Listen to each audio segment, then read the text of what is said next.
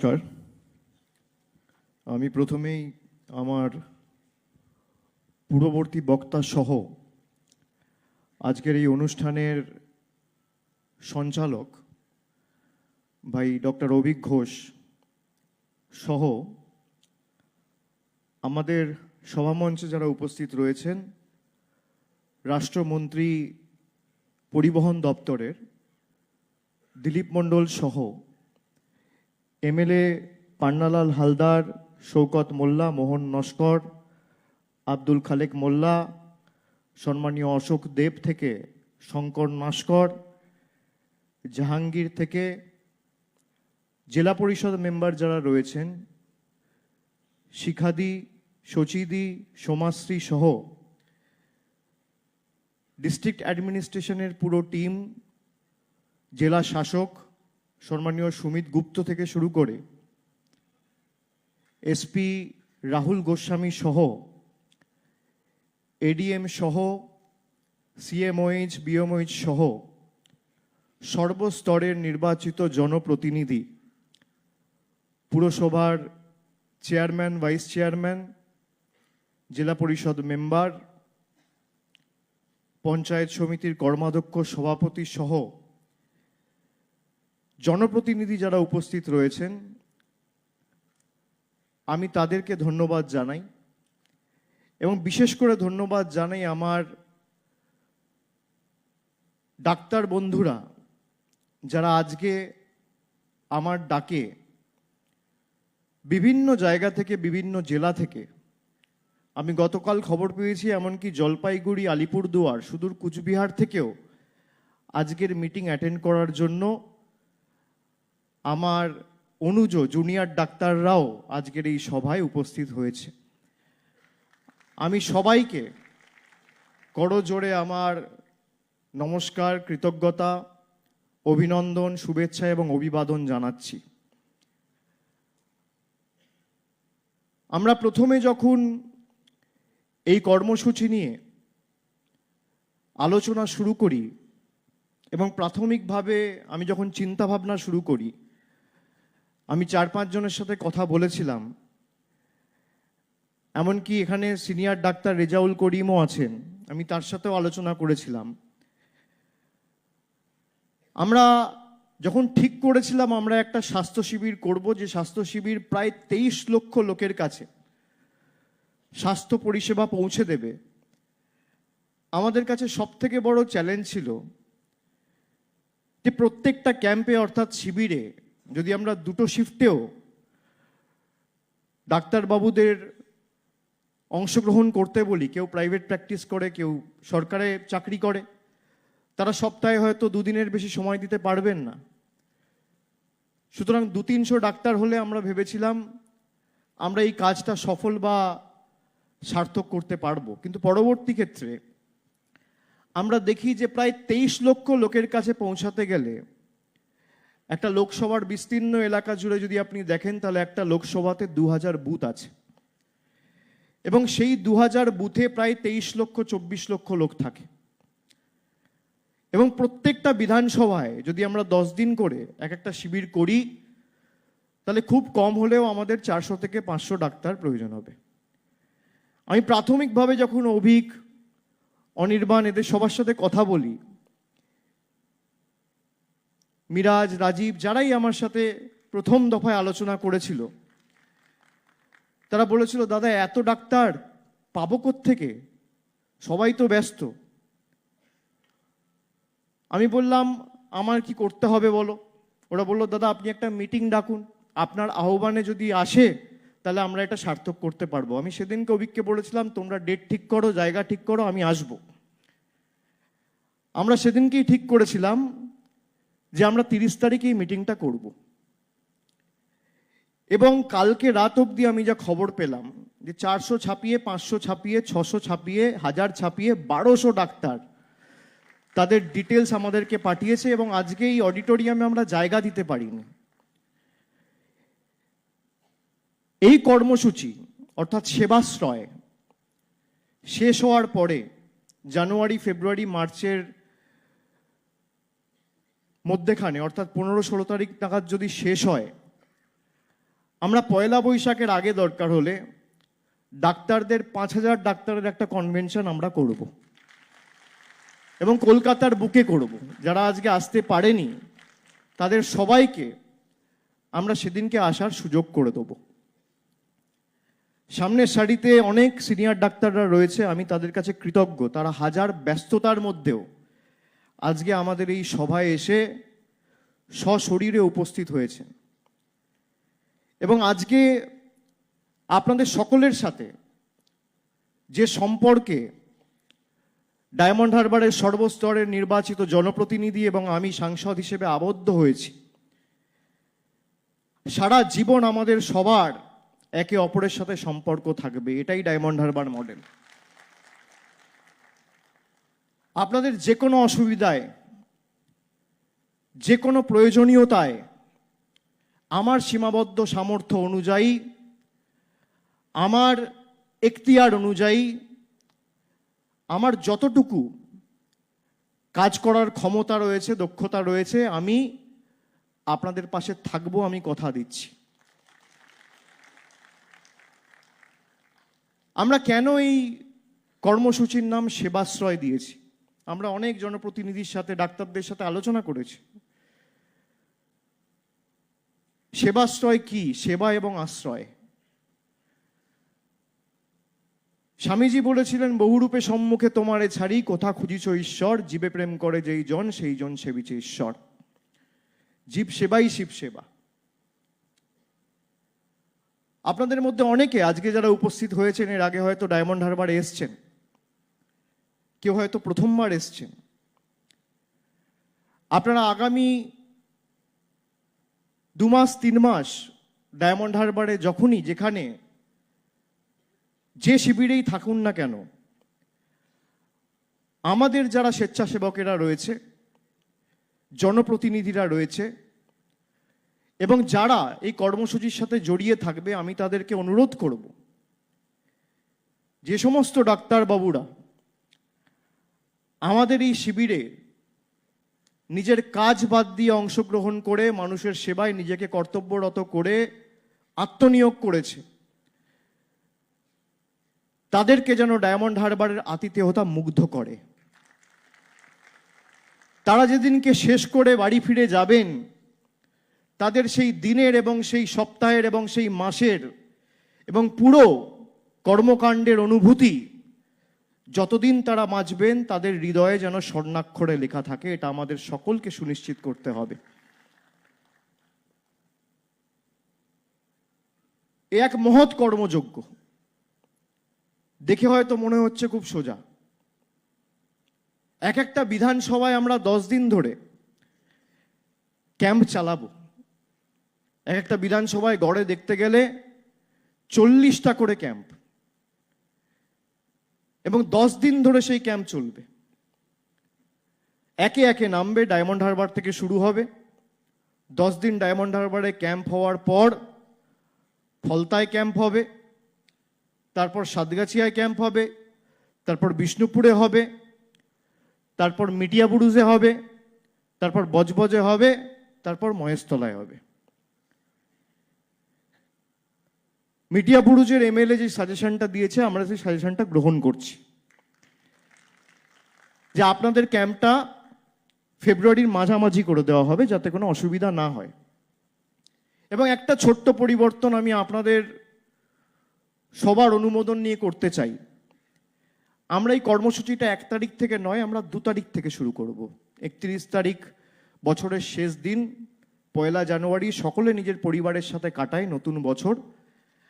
আমরা 1 তারিখ পার করে আমরা 2 তারিখ থেকে এটা শুরু করব। 2 তারিখ থেকে 11 তারিখ অবধি এই কর্মসূচি ডায়মন্ড হারবারে হবে, তারপর 12 তারিখ থেকে ফলতায় হবে, তারপর আবার 10 দিন অন্য বিধানসভায় যাবে। এভাবে করতে করতে আমরা 70 দিনে 7টা বিধানসভা কভার করব। কভার করার পরে 70 দিন পেরিয়ে যাওয়ার পরে শেষ যে 5টা দিন, আমি আপনাদের কাছে অনুরোধ করব সেই 5টা দিন যাতে আমরা এই 280টা ক্যাম্পে, অভিক ফলো আপের কথা বলছিল, আপনারা সবাই জানেন ফলো আপের ক্ষমতা কি, ফলো আপের পাওয়ার কি। আর গরিব মানুষ, গ্রামের মানুষ যদি সুযোগ না পায় কোথায় যাবে? নিশ্চিতভাবে আমাদের জেলা স্বাস্থ্য ব্যবস্থা রয়েছে, পিএইচসিগুলো রয়েছে, সাব সেন্টার রয়েছে, কিন্তু আমরা চেষ্টা করেছি আরো 2 ধাপ 3 ধাপ নেমে 5টা 6টা করে বুথে এক একটা করে ক্যাম্প তৈরি করে সেই 5,000 লোক বা 6,000 লোককে পরিষেবা দেওয়া, দুয়ারে স্বাস্থ্য পরিষেবা যেটাকে বলবে। আমরা ওই 5 দিন, 70 দিন পেরিয়ে যাওয়ার পরে শেষ যে 5 দিন, সেই 5 দিনে ডায়মন্ড হারবার থেকে শুরু করে একদম বজবজ মহেশতলায় গিয়ে শেষ হওয়ার সময় যে 280টা ক্যাম্পে আমরা সেই শিবিরগুলো অনুষ্ঠিত করেছি, সেই 280টা শিবিরে সাইমালটেনিয়াসলি 5 দিন আমরা টানা শিবির করব। ধরুন 2 জানুয়ারি ডায়মন্ড হারবারে কেউ একজন দেখাতে এলো, তার কোনো সমস্যা রয়েছে, তাকে আপনি বলতে পারেন যে 13ই মার্চ কিন্তু আপনার এখানে আবার শিবির হবে, কোনো অসুবিধা হলে বা কোনো প্রশ্ন থাকলে বা কোনো রকম কিছু জানার প্রয়োজনীয়তা থাকলে আপনি আবার এই ক্যাম্পে আসবেন, আমরা কিন্তু বসবো। This is the power of follow আপস। আমরা সেই কারণে সিদ্ধান্ত নিয়েছি এই কর্মসূচি আমরা 75 দিন অবধি চালাবো। 70 দিনে আমরা বিধানসভা পার করে শেষ 5 দিন, লাস্ট যে 5 দিন, সেই 5 দিন আমরা প্রত্যেকটা বুথে আবার পুনরায় সেই স্বাস্থ্য শিবিরগুলো অনুষ্ঠিত করব। এবং কর্মসূচি নিয়ে বিস্তারিত আপনাদের সামনে আমরা কি কি পরিষেবা আমরা দেবো সেটা আমরা তুলে ধরেছি, সেটা আপনারা দেখেছেন। এবং রেফারেল পরিষেবার ক্ষেত্রে যে 12টা হাসপাতালে বা মেডিকেল কলেজে পেশেন্টদের রেফার করা হবে, তার জন্য একটা কোর স্পেশাল টিম আমরা তৈরি করেছি, যে যাদেরকে রেফার করা হচ্ছে তাদের অ্যাডমিশন ঠিকমতো সঠিক সময় হচ্ছে কিনা, তাদের হাসপাতালে গিয়ে কোনো অসুবিধার মুখে বা কোনো সমস্যার সম্মুখীন যদি হতে হয়, তৎক্ষণাৎ আমার তরফ থেকে একজন সাহায্য সহযোগিতার হাত বাড়িয়ে দিয়ে তার অ্যাডমিশনের ব্যবস্থা করে সে যাতে চিকিৎসা পায় বা সঠিক পরিষেবা পায় সেটা সুনিশ্চিত করবে। এর সাথে সাথে চিকিৎসকদের পরামর্শ তো ক্যাম্পে থাকবেই, বিনামূল্যে ওষুধ বিতরণ থেকে শুরু করে যে সমস্ত টেস্টের ব্যবস্থা থাকবে, বিএমআই থেকে শুরু করে, ব্লাড প্রেশার থেকে শুরু করে, সুগার থেকে শুরু করে, ডেঙ্গু, ম্যালেরিয়া, সব আপনাদের বিস্তারিত দেখানো হয়েছে। এবং জেলার পুরো টিম, স্বাস্থ্য টিম, বিএমওইস থেকে শুরু করে, সিএমওইস থেকে শুরু করে আমাদের পিএইচসিগুলোতে যারা রয়েছে, ডাক্তার, মেডিকেল ফ্র্যাটার্নিটির পুরো টিম তাদের সামর্থ্য অনুযায়ী তাদের সাহায্য সহযোগিতার হাত ইতিমধ্যেই বাড়িয়ে দিয়েছে। এবং আমরা যদি সবাই মিলে চেষ্টা করি, আমার দৃঢ় বিশ্বাস সেবাশ্রয়ে যে মডেলের শুভ সূচনা আজকে আমরা এই সমন্বয় অডিটোরিয়ামে আজকে করলাম, ভারতবর্ষকে আগামী দিন পথ দেখাবে। আমার পূর্ববর্তী এমএলএ যারা বক্তব্য রেখেছেন তারা ডায়মন্ড হারবারের উন্নয়ন নিয়ে অনেক কথা বলেছেন। কেন ডায়মন্ড হারবারকে বহু আলোচিত, বহু চর্চিত, কোনো আবার সংবাদ মাধ্যমের প্রতিনিধিরা ব্যঙ্গাত্মকভাবে ডায়মন্ড হারবার মডেল বলে। আমি গর্বের সাথে আপনাদের বলতে পারি যে আমি কোনো কথা যদি আপনাদের জানাই বা বলি, সেটা আপনারা বিশ্বাস করতে পারেন, অবিশ্বাস করতে পারেন, তথ্য মিথ্যে কথা বলে না। আমরা গত 10 বছরে কি কাজ করেছি, কেউ যদি কোথাও জানতে চায় যে ডায়মন্ড হারবারে কি কাজ হয়েছে, ডায়মন্ড হারবার মডেল নিয়ে যা কথা বলা হয় এর বেসিস কি, প্রমাণ কি রয়েছে, আমরা 10 বছরে কি কাজ করেছি, প্রতি বছর পুস্তিকা প্রকাশ করে মানুষকে পুঙ্খানুপুঙ্খ হিসেব বুঝিয়ে দিয়েছি। আমার এমপি ল্যাড থেকে শুরু করে, জেলা পরিষদ থেকে শুরু করে, এমএলএ ল্যাড থেকে শুরু করে সরকারের সংশ্লিষ্ট দপ্তরগুলো যে কাজগুলো করেছে, পুঙ্খানুপুঙ্খ হিসেব। যদি কারোর জানতে কোনো আগ্রহ থাকে, আমরা প্রতি বছর বই প্রকাশ করি নিঃশব্দ বিপ্লব। আমি সেই বই পাঠিয়ে দেব। একমাত্র লোকসভা কেন্দ্র যে গত 10 বছরে 5,580 কোটি টাকার কাজ করেছে, অর্থাৎ প্রতি বছর 580 কোটি টাকার কাজ আমরা ডায়মন্ড হারবার লোকসভা কেন্দ্রে করেছি, কেন্দ্র সরকারের কোনো সাহায্য সহযোগিতা ছাড়া। কেন ডায়মন্ড হারবার মডেল বলা হয়? আমরা যৌথভাবে করেছি বলে সম্ভব হয়েছে। কোভিডের সময়, যে মহামারীর সময় অঘোষিত, ওই অপরিকল্পিত ঘোষিত লকডাউনের কারণে লক্ষ লক্ষ মানুষ রাস্তায় আটকে গেছে, দোকান বাজার হাট সব বন্ধ। তখন 21টি কমিউনিটি কিচেন খুলে প্রায় 14 লক্ষ মানুষের বাড়িতে 10,000 ভলেন্টিয়ার খাবার পৌঁছে দিয়েছে টানা 1 মাস। ভারতবর্ষের কোনো লোকসভায় হয়নি। অভিক একটু আগে বলছিল একদিনে 50,000 টেস্ট। একদিনে 12ই জানুয়ারি 2022 যুগনায়ক বীর সন্ন্যাসী স্বামী বিবেকানন্দর জন্মদিনে, আজ থেকে 2.5 বছর আগে, যখন রাজ্য এবং জেলায় পজিটিভিটি রেট প্রায় 20%, তখন একদিনে র্যাপিড অ্যান্টিজেন টেস্ট করে আমরা 30,000-এর লক্ষ্যমাত্রা রেখেছিলাম, ছাপিয়ে প্রায় 52,000 টেস্ট করেছিলাম। ভারতবর্ষে বড় বড় রাজ্য প্রদেশ 5,000 টেস্ট করতে তখন পারেনি, আর ডায়মন্ড হারবারে একা আমরা 52,000 টেস্ট করে দেখেছি। কোভিডের দ্বিতীয় ঢেউয়ের সময়, এবং অনেকাংশে আপনারা দেখবেন আজকে যে জনপ্রতিনিধিরা আছে বা ডাক্তাররা উপস্থিত রয়েছেন, আপনাদের সাথে আমাদের কিন্তু কাজের বেশ কিছু সিমিলারিটি রয়েছে। আপনারাও মানুষকে পরিষেবা দেন, আমরাও মানুষকে পরিষেবা দিই। অতিমারির সময় যেভাবে সামনের সারিতে দাঁড়িয়ে নিজের জীবন বিপন্ন করে, নিজের পরিবারের কথা না ভেবে সম্মুখ সমরে হোল মেডিকেল ফ্রেটার্নিটি, বিশেষ করে ডাক্তাররা, নার্সিং স্টাফেরা লড়াই করেছেন, আমি সকলকে কুর্নিশ জানাই আজকের এই মঞ্চ থেকে। আজকে তারা না থাকলে পৃথিবী কোনোদিন সচল হতো না, স্বাভাবিক স্বচ্ছন্দে ফিরতো না। ডাক্তারদের আমরা মানবরূপী ভগবান ভাবি, এবং অনেকে বলিও। একটা পেশেন্ট যখন হাসপাতালে যায়, প্রত্যেকটা হাসপাতালের কাছেই দেখবেন একটা করে ছোট মন্দির থাকে। সেই হাসপাতালে গিয়ে একটা মুমূর্ষু রোগী, সত্যি হয়তো কোনো দুরারোগ্য ব্যাধিতে আক্রান্ত, বা কোনো এমার্জেন্সি একটা অ্যাক্সিডেন্ট কেস, হয়তো বাঁচার কোনো সম্ভাবনা নেই, মন্দিরে গিয়ে প্রার্থনা করে যখন শুনছে বাঁচতে পারবে না, তখন বলছে ডাক্তারবাবু আপনি পারবেন। মানুষের এই আস্থা ভালোবাসা ডাক্তারদের উপর। একটা মানুষ যখন জন্মায়, সমাজের বুকে, পৃথিবীতে ভূমিষ্ঠ হয়, তখন একটা ডাক্তারের হাতে একটা বাচ্চার জন্ম হয়, আর যখন মারা যায় তখনও একটা ডাক্তারের হাতে মারা যায়।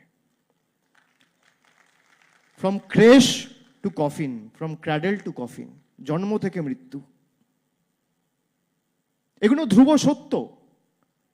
আমরা সেই কারণে ডাক্তারবাবুদের মানবরূপী ভগবান বলি। আমাদের সকলের কর্তব্য। আমি যদি আজকে চাই সেবাশ্রয় করব, একা কারোর পক্ষে কোনো কাজ করা সম্ভব নয়। আমি যদি একা চাইতাম 50,000 টেস্ট হবে, 100% ভ্যাকসিনেশন হবে, কারোর সাহায্য সহযোগিতা ছাড়া একা কোনোদিন কোনো কাজ করা সম্ভব নয়। আমি আমিত্বে বিশ্বাস করি না, আমি টিম ওয়ার্কে বিশ্বাস করি, আমি আমরার নীতিতে বিশ্বাস করি, এবং আমরা করে দেখিয়েছি, আগামী দিনেও করে দেখাবো।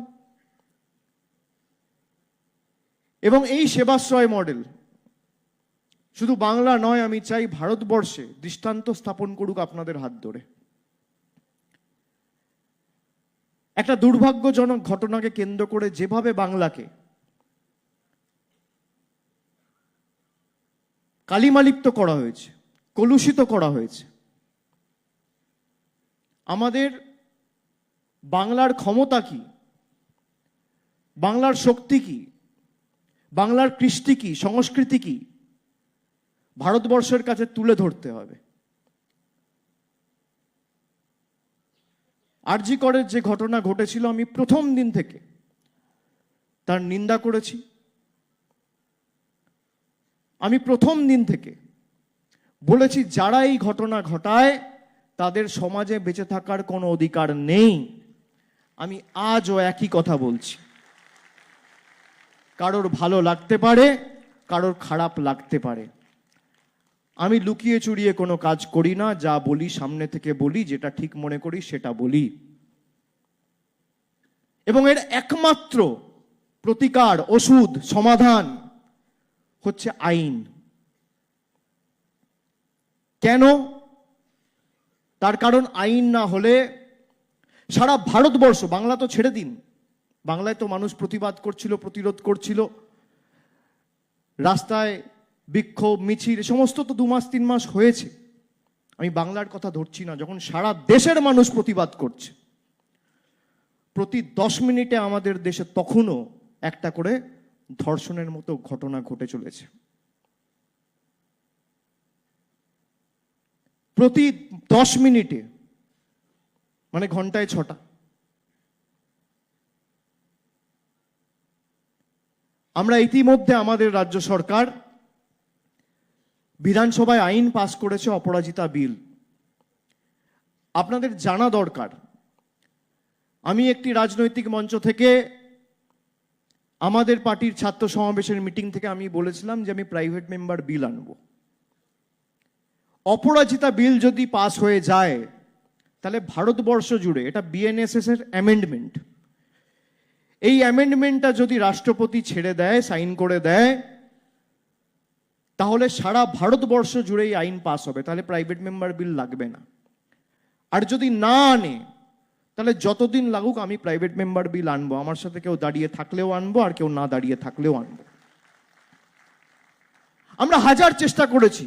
কোভিড যখন হয়, কেউ বলছে স্যানিটাইজার দিয়ে হাত ধো, কেউ বলছে একটু হ্যান্ড স্যানিটাইজ করো, কেউ বলছে একটু হাত ধো, কেউ বলছে মাস্ক পরো, কেউ বলছে সামাজিক দূরত্ব বজায় রাখো। কিন্তু এই জিনিসগুলো করে আমরা কোভিড এড়াতে পারিনি। ভ্যাকসিন দিয়ে আমরা কোভিডকে হারিয়েছি, কোভিড শিল্ড দিয়ে আমরা কোভিডকে হারিয়েছি, কোভ্যাক্সিন দিয়ে আমরা কোভিডকে হারিয়েছি।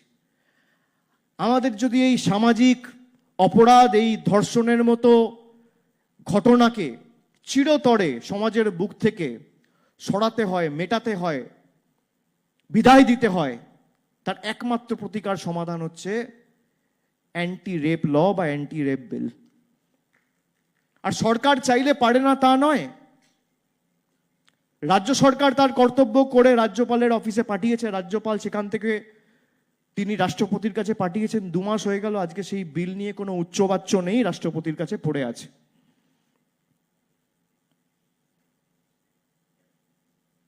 এই বিল পাস হয়ে গেলে, আর বিলটা এমন ভাবে করা হয়েছে যে 50 দিনে তার শাস্তি হবে। এবং শুধু তাই নয়, তার সাথে অ্যাসিড অ্যাটাকের ক্ষেত্রেও আমরা 3 বছরের শাস্তি এবং 3 থেকে 5 বছরের শাস্তির একটা প্রভিশন রেখে বিলটা পাস করা হয়েছে। অন্য কোনো রাজ্য সরকার বা কোনো রাজ্যের বিধানসভায় এটা হয়নি।